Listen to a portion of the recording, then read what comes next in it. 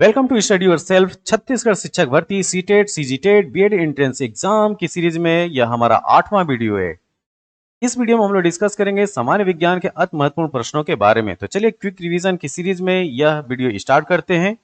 हमारे सामने जो पहला प्रश्न है, पहला प्रश्न यह है कि एक माध्यम से दूसरे माध्यम में गुजरने पर उसकी दिशा में होने वाला परिवर्तन की घटना को क्या कहते हैं। तो प्रकाश के एक माध्यम से दूसरे माध्यम में गुजरने पर उसकी दिशा में होने वाले परिवर्तन की घटना को क्या कहते हैं। यह कहलाता है अपवर्तन या रिफ्रैक्शन। ठीक है, तो जब प्रकाश की एक किरण एक मीडियम से दूसरे मीडियम तक पारित होती है तो यह दो माध्यम की सीमा पर दिशा में परिवर्तन से प्रभावित होती है और जिसे हम अपवर्तन या रिफ्रैक्शन इंग्लिश में कहते हैं। चलते हैं दूसरे प्रश्न पे। प्रकाश वोल्टीय के प्रयोग से सौर ऊर्जा का परिवर्तन निम्नलिखित में से किसके उत्पादन से होता है। तो यह है विद्युत ऊर्जा, इलेक्ट्रिक एनर्जी। तो देखिए, जो प्रकाश वोल्टीय सेल के प्रयोग से सौर ऊर्जा का रूपांतरण करने पर विद्युत ऊर्जा उत्पन्न होती है, तो सोलर एनर्जी से इलेक्ट्रिक एनर्जी में कन्वर्जन होता है। परावर्तन के नियम के अनुसार, देखिए परावर्तन के नियम के अनुसार आपतन कोण सदैव परावर्तन कोण के बराबर होता है। थोड़ा इसको डिटेल में जानते हैं। परावर्तन के दो नियम होते हैं। एक होता है आपतन कोण तथा परावर्तन कोण सदैव बराबर होते हैं, मतलब कोण of incidence, angle of incidence बराबर एंगल ऑफ रिफ्रैक्शन।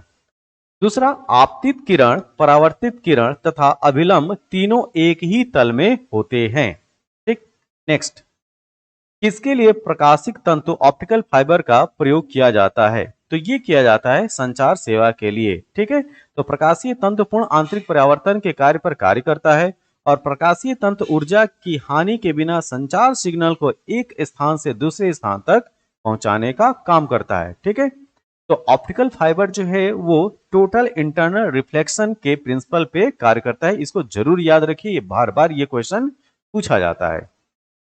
सूर्योदय और सूर्यास्त के समय वायुमंडल में लालिमा किस कारण छा जाती है। तो इसका कारण है प्रकाश के प्रकीर्णन के कारण, स्कैटरिंग के कारण। तो देखिए, सूर्योदय एवं सूर्यास्त के समय सूर्य की किरणें पृथ्वी के वायुमंडल में अधिक दूरी तय करती हैं, जिसके कारण सूर्य के प्रकाश का प्रकीर्णन या स्कैटरिंग हो जाता है। क्योंकि लाल रंग का प्रकीर्णन बहुत कम होता है, अतः हमें सूर्य लाल रंग का दिखाई देता है।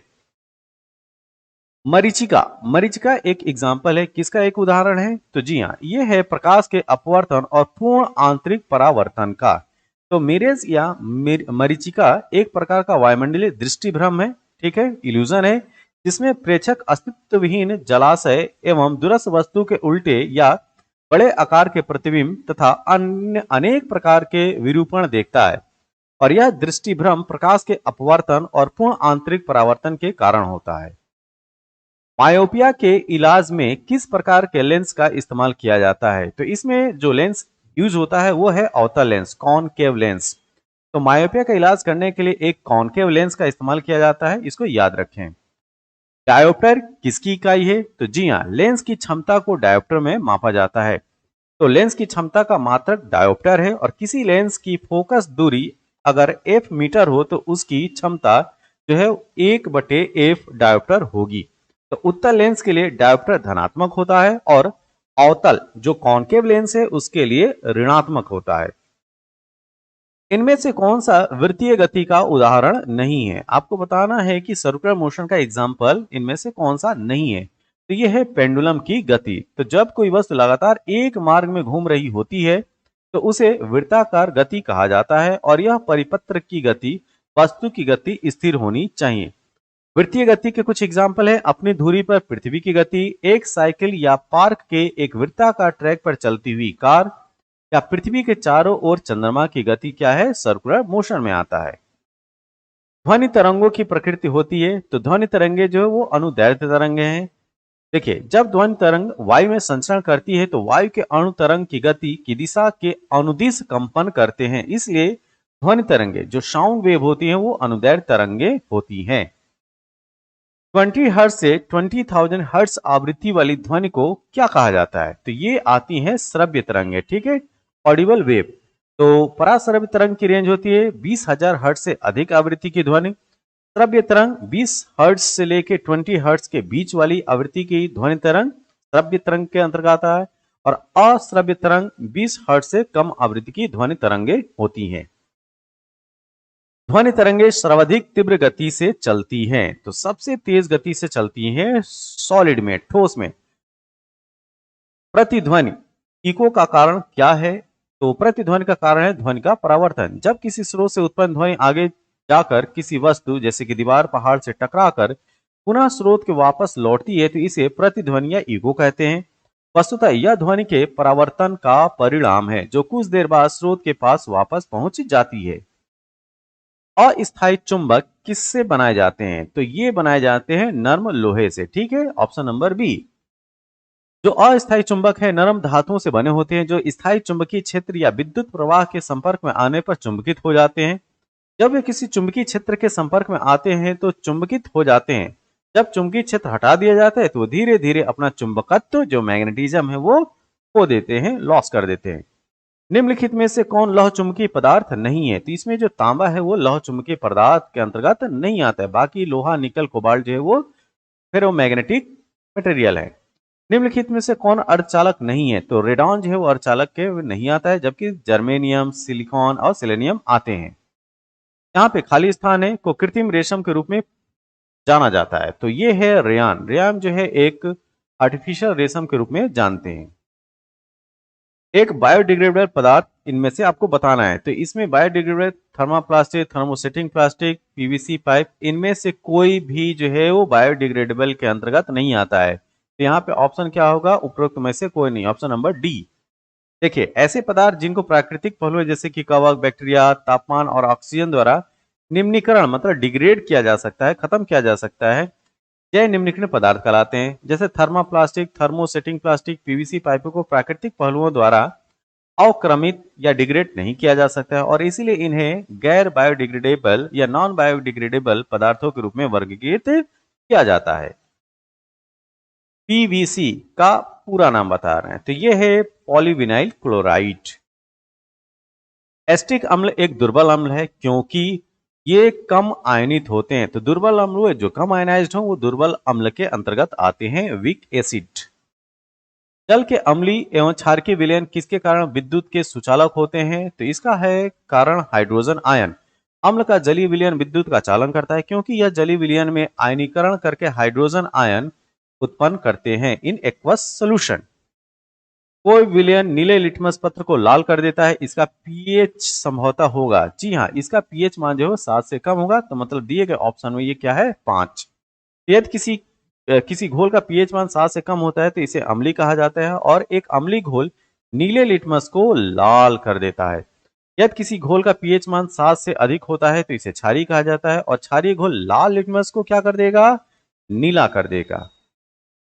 ऑक्जेलिक अम्ल का प्राकृतिक स्रोत निम्न में से कौन सा है? तो टमाटर में मिलता है ऑक्जेलिक अम्ल। टमाटर का ऑक्जेलिक अम्ल एक प्राकृतिक स्रोत है। ऑक्जेलिक अम्ल का एक क्रिस्टलीय ठोस होता है जो पानी में रंगहीन घोल बनाता है।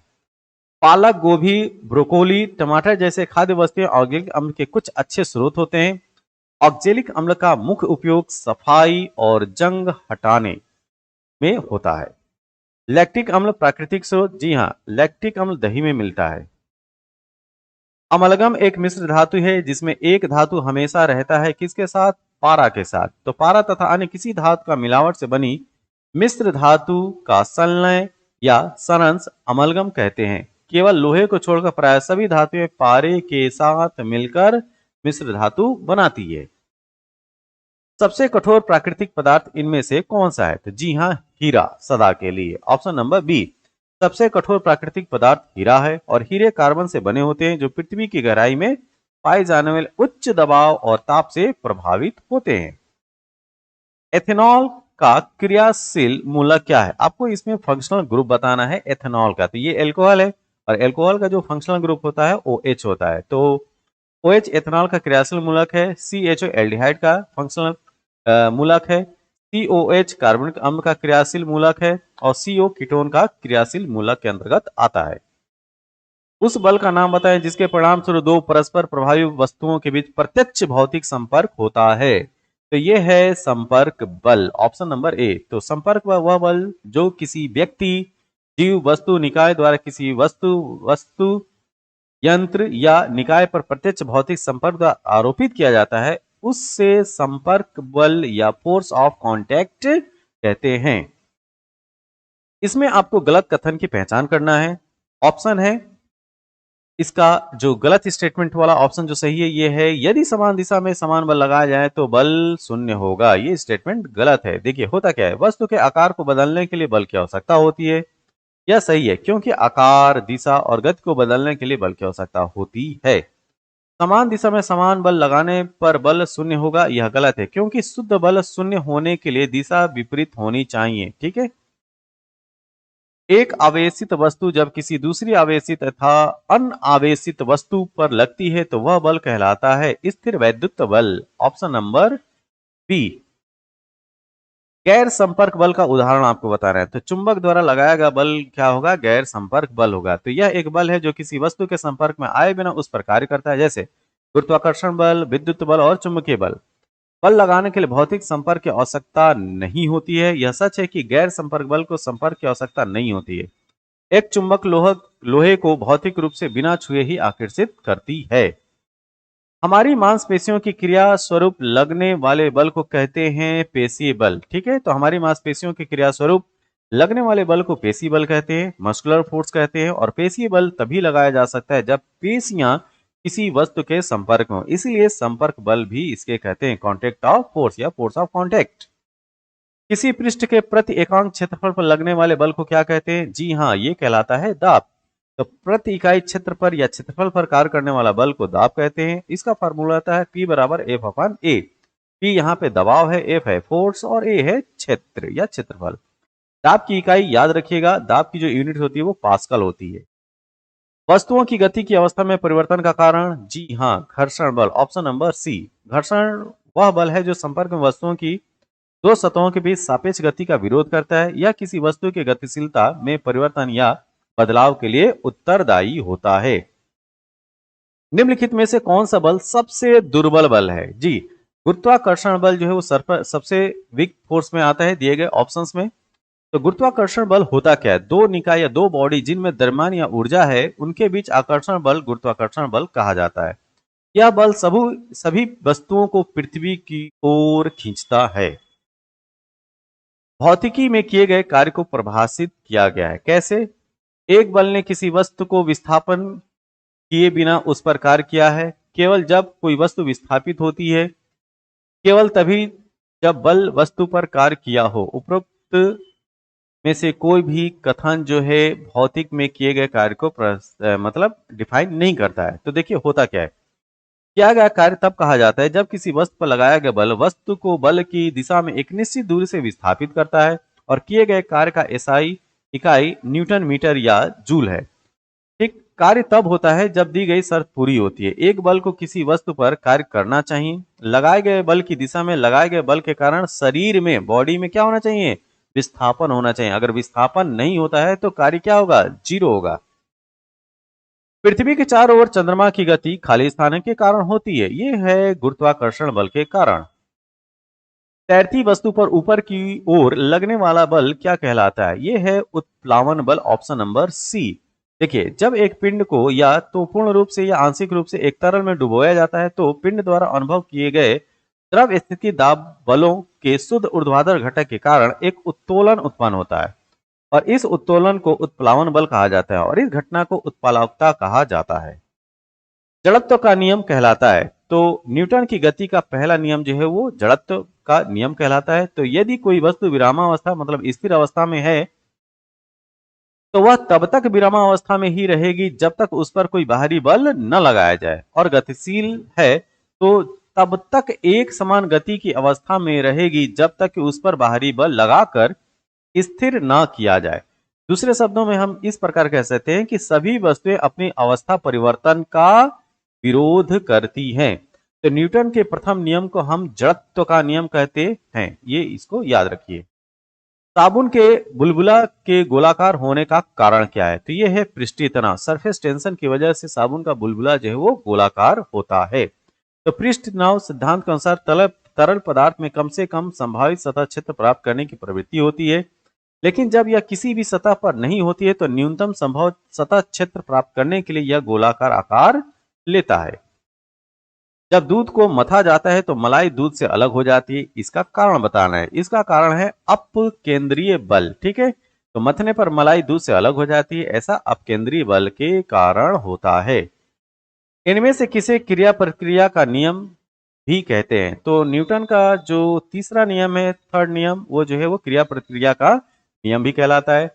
तो न्यूटन के गति का तीसरा नियम प्रत्येक क्रिया के बराबर तथा उसके विपरीत दिशा में प्रतिक्रिया होती है, और न्यूटन के तृतीय नियम को क्रिया प्रतिक्रिया का नियम कहते हैं। इनमें से किसे संवेग संरक्षण का नियम भी कहते हैं? जी हाँ, न्यूटन की गति का दूसरा नियम जो है वो संवेग संरक्षण का नियम भी कहलाता है। तो न्यूटन की गति का दूसरा नियम किसी भी वस्तु के संवेग परिवर्तन की दर पर उस पर लगाए गए बल के समानुपाती होती है, तथा संवेग परिवर्तन की दिशा वही होती है जो बल की दिशा होती है। न्यूटन के द्वितीय नियम को संवेग संरक्षण, law of momentum, law of conservation of momentum भी कहा जाता है। भौतिक तुला जो फिजिकल बैलेंस है कार्य करता है, जी हाँ, समानांतर बल के सिद्धांत पर। तो समानांतर बल के सिद्धांत पर भौतिक तुला कार्य करती है।